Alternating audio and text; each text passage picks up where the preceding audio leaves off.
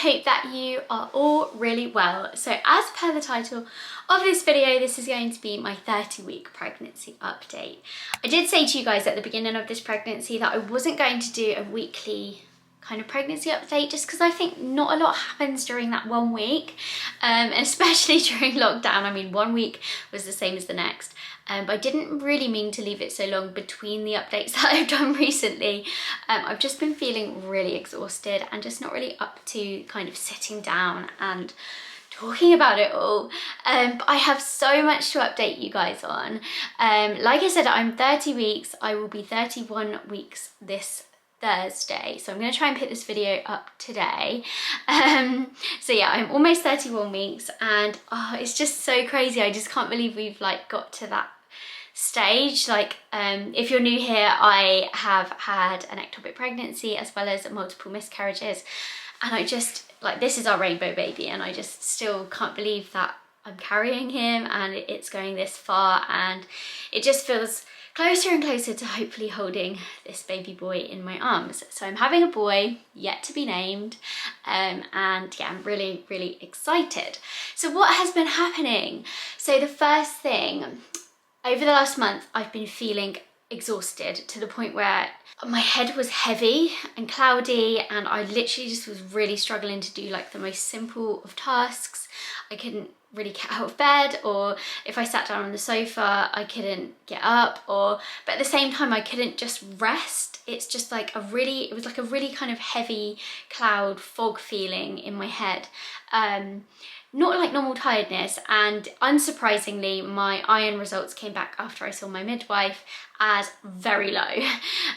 So I've started taking iron supplements. I've decided not to take the tablets that the doctor prescribed because I find them really harsh on your stomach. They either give you diarrhea or constipation, so I don't take those, but I have bought myself Spartone instead, which I really, really rate. So if you're struggling with iron tablets for like getting bad stomachs and things like that, or making you feel sick, then I'd really recommend Spartone. It's liquid iron.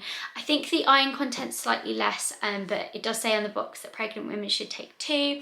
They also taste gross, but you can get apple flavoured ones, so they've already got the vitamin C that you're meant to have them with inside them, because you're meant to take iron with vitamin C, so like apple juice, orange juice, something like that.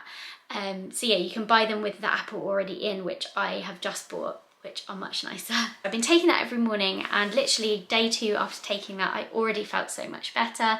It's made such a difference. I feel like my mood's lifted, the clouds lifted off my head, and I just feel a lot less tired, which is great, because now I'm feeling more productive again. And obviously I'm going to get more tired as you know, the pregnancy goes on, and I understand that, but I just need something to give me a little bit of a helping hand. So if you are low in iron in your pregnancy, don't take it as a joke, because I at first was like, okay, cool, that's probably like everyone's low in iron. I feel like I'm always a little bit low in iron anyway, and I just don't really ever really do anything about it. But if you are low in iron and they tell you you need supplements, then definitely take them, because I promise you they will make such a difference to how you feel. So everything else, I saw my midwife. I had my 28-week midwife appointment, because they, at the moment, I don't know if it's the same in every area, but because of COVID, they are not doing the 25-week appointments unless you are a very high risk pregnancy. So I saw my midwife face to face in full PPE at 28 weeks, which was so nice. I haven't seen her since my 10-week booking appointment, and I know a lot of pregnant people haven't ever met their midwife, and they are like almost 28 weeks now. So it was really, really nice to finally see her in person, because the appointments so far have been on the phone and been very few and far between, and it just felt really nice to see her and feel a bit more looked after. It's really nice to see her. We had a lot to talk about. We obviously spoke about COVID guidelines, which I'm not going to talk about too much here, because I know every midwife gives you different advice and every area is different. I did ask her how the kind of setup was going to be in September when I give birth, and obviously she couldn't tell me exactly how it's going to be, but she did say that all the restrictions that are in place now are probably going to be in place for the rest of the year, if not longer. So things like your partner not being able to be with you until you're in active labour, which I totally disagree with. I think that's horrendous.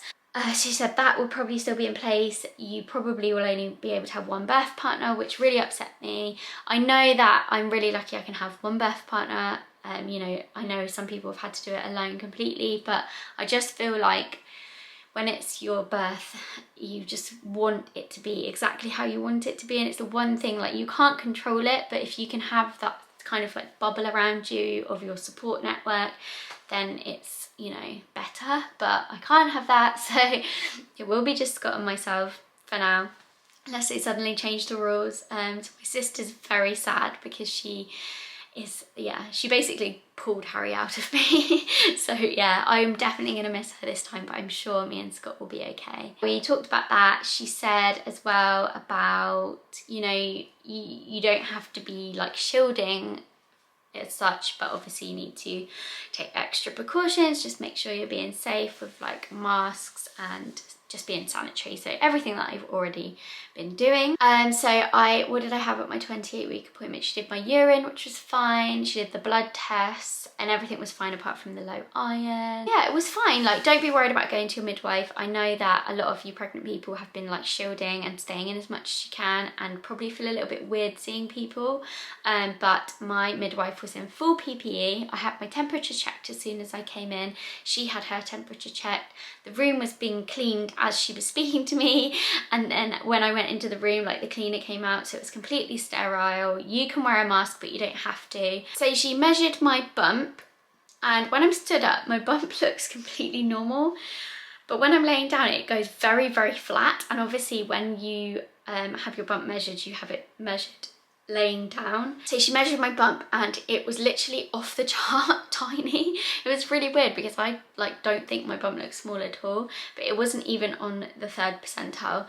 And because I have a small placenta and I have this low Papp hormone, she was like, you need to go for a growth scan. Probably nothing to worry about, but you need to go for a growth scan. I wasn't really concerned because I can feel him moving all of the time, so I know that he's fine in there. But I was starting to worry a little bit about, like, because they said I had such a small placenta. And my mum was speaking to me about a pregnancy she had with my eldest sister, where her placenta stopped working at 32 weeks. So I started getting a little bit worried and thinking, is this like a hereditary thing? Is my placenta going to stop working? So I was really glad when I got sent for the growth scan, because I had one booked in for 34 weeks anyway, but it was nice to have one at 28 weeks. So I went along to the scan, which was in another town, which was a bit frustrating because it was like, you know, a bit of a journey and I didn't really know where I was going, but it was fine. I was literally, it felt like I was the only person in the hospital. I had to wear a mask and they had a mask on, but they were really lovely. And I had a scan and got to see the baby boy again, which was really, really nice. And he was absolutely fine. She said I was measuring, my bump was measuring small, but the baby's not measuring small. So that was really good. So she said his approximate weight was £2.11, which is actually like above average for a 28-week baby. So that was good. And yeah, he was wriggling around and he looked absolutely fine. And then the other thing was she checked my placenta and it's actually grown a little bit. So it's still on the small side, but it's grown a bit, which was really reassuring. And she said everything looked fine. Because I have this low Papp hormone, which is a serum that your placenta secretes, as far as I've researched, I will still be monitored because it can mean that the placenta may kind of slow down working. So I'll have another scan at 34 weeks. So just a few weeks to go and I'll get to see him again. And hopefully we will know a little bit more about kind of his size and how the placenta's doing. What else has been going on? I've definitely hit the stage now where I feel very pregnant. I think when you get into your 3rd trimester, you realise that everything's a little bit harder, like bending down to put my shoes on is a bit much, like doing stuff for Harry. I'm trying to like get him to do a little bit more himself. You know, just simple things, getting dressed, having a shower, everything's just a little bit more effort, but yeah, not too bad. My sciatica at one point got horrendously bad. I was seeing an osteopath I had acupuncture and like massage on the spot, and like manipulation and stuff like that, which was really helping, but it just wasn't getting rid of it. And I think he was just in a really awkward position, because the last sort of week it's been a tiny bit better, which is really good, because sciatica is horrible. I wouldn't wish the pain on anybody, and I just find that if I don't go at it too hard and I'm not doing like a really long walk every day, then it's not been too bad, touch wood, because he could move at any moment and then it will be back again. He'll be like laying on that sciatic nerve. So if you do have sciatica, on that note, I would really urge you to see somebody. I know that you're probably feeling like because you're pregnant you can't get treatment, and because you're pregnant and because of COVID you can't get treatment, but you can. I had to go to a private osteopath, because I see a private osteopath anyway, because it's just so much quicker, and I have private healthcare, but you can get referred to them on the NHS as well. I just think you're probably going to be waiting a long time, so it's worth looking into if you can pay to see one, because I had it with my pregnancy of Harry. I had one session and I never got it again. And it's definitely helped me this time as well. So I feel like that's everything to update you on, really. I am just in the middle of kind of working out what else we need to get. I'm trying not to buy many more things now, because there'll be a baby shower at some point, I hope, or I'm sure. And obviously friends and family always want to buy things, so I'm trying not to buy too much now. We've got like quite a lot of clothes. I wouldn't say I've gone overboard on clothing. Probably need to get a few more newborn stuff, but I always think, like, is newborn stuff just a waste? Because Harry was really big and didn't really wear a lot of his newborn stuff. But yeah, I'm finishing off the nursery, which I'm actually sat in right now. You might not even realise that. But I'm finishing it off, and then I will film a tour for you. So many people have asked me for a video on it, but I've been taking my time, and I'm just waiting for a few more items, and then I will show you the nursery. I've got to stock up on nappies. I've got absolutely none. I've bought some formula and wipes and things like that. I've got a crib, and yeah, we're kind of ready. Like, if he, like, obviously I wouldn't wish him to come anytime soon, but if he did, I feel like, you know, we'd be prepared. But it's just weird, isn't it? I just feel like, actually, oh my god, we're having a baby, and yeah, it's just very strange. So let me know what kind of other baby and pregnancy videos you'd like to see. I've got a hospital bag and a baby's hospital bag video to film this week. You've got a baby clothing haul coming up, which I filmed, which will be up this week as well. But yeah, let me know what other videos you'd like to see, or if you want to see any non-pregnancy related ones. I keep getting asked to do like maternity wear, or like maternity clothing hauls, or maternity like lookbooks. But to be honest, I'm not really wearing that much maternity clothes. I'm just kind of like shoving stuff on. Obviously being in lockdown, I'm not really dressing up that much, so we will see if I will film that or not. I'm not really very sure. But thank you for watching. I hope you've enjoyed this video, and I will see you next time.